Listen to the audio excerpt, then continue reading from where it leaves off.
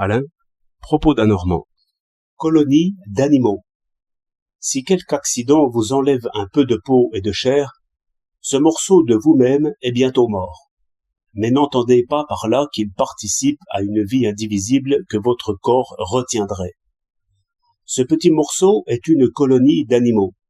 S'ils meurent, c'est parce qu'ils sont jetés hors du milieu liquide qui leur convient, absolument comme un poisson que l'on a tiré de l'eau. De même, si vous conservez ce petit morceau de vous-même dans un milieu semblable au sang qui le baignait, ce petit morceau vivra. On l'a prouvé ces jours-ci par expérience directe. Mais en vérité, on le savait déjà.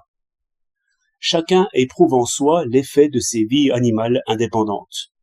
Essayez d'avaler sans avoir rien à avaler. Votre volonté, comme vous dites, se dépensera vainement. Mais faites couler un morceau de pain mastiqué ou seulement un peu de salive au bon endroit, vers le fond de la bouche. Vous ne pourrez pas ne pas avaler. Il y a très exactement, au fond de votre bouche, un animal qui attend sa proie et qui la saisit dès qu'elle le touche. Observez, la chose se fait sans vous. Sans vous, l'estomac brasse les aliments.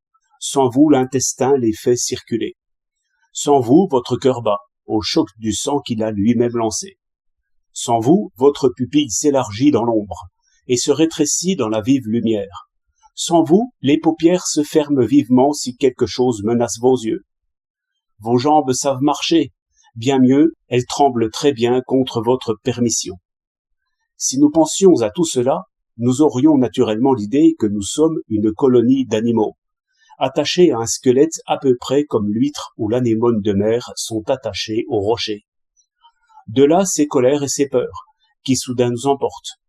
C'est notre troupeau de monstres marins qui s'agite, qui se réveille et s'excite par ses premiers mouvements, comme des poissons dans un filet.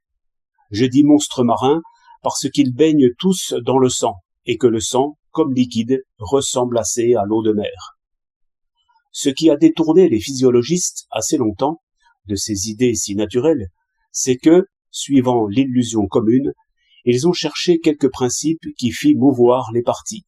Non pas assurément une volonté, car ce n'est qu'un mot, mais un organe central qui put lancer par 1000 canaux une espèce de fluide vital jusqu'aux extrémités.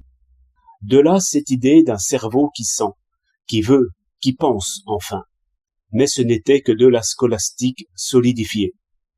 Tout ce qu'on peut dire, c'est que le cerveau est un centre pour les nerfs, par l'intermédiaire duquel les monstres marins s'excitent les uns les autres, bien plus subtilement que par des frottements de voisinage, ce qui limite communément les soubresauts de l'un par les soubresauts de tous les autres.